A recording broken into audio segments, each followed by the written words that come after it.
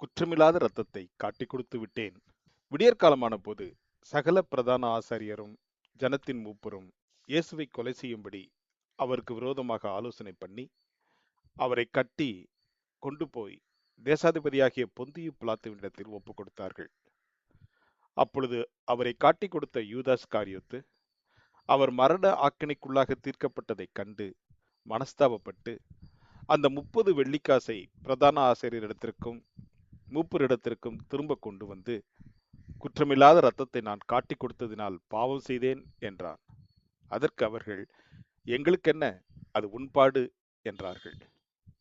அங்கிருந்தவர்களுக்கு யூதாஸின் புலம்பலில் கொஞ்சமும் அக்கறை இல்லை. கடும் துக்கத்துடன் மனஸ்தாபப்பட்ட யூதாஸ் தேவாலயத்தை நோக்கி ஓடுகிறான்.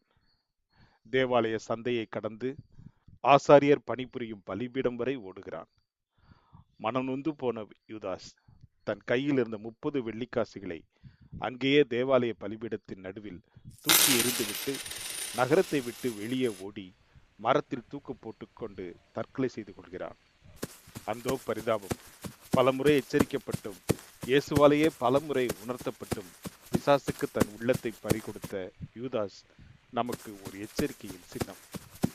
சாபத்தீடான அந்த பணத்தை தேவாலய உண்டியலில் போடக்கூடாது.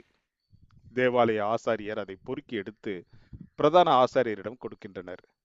அதை கொண்டு அந்நியரை புதைப்பதற்கென ஒரு நிலத்தை எருசலேமின் தெற்கே சியோன் மலையின் சரிவில் வாங்கினர். அந்த செம்மண் நிலத்தை குயவர்கள் மண்பாண்டங்கள் செய்ய பயன்படுத்தி வந்தனர். மரண தண்டனைக்கு காட்டிக் கொடுத்த பணத்தில் வாங்கியதால் அதை இரத்த நிலம் என்கின்றனர். இந்த யூதாஸ் நான்று கொண்டு செத்த அந்த இரத்த நிலத்தின் மிக அருகிலேயே அன்னாவின் கல்லறை இருப்பதாகவும் சொல்கின்றனர். அடா, இது எப்படி இங்கே இருக்கு? மரணத்திலும் இந்த பேட் பாய்ஸ் ஒன்று சேர்ந்துட்டாங்களா என்ன?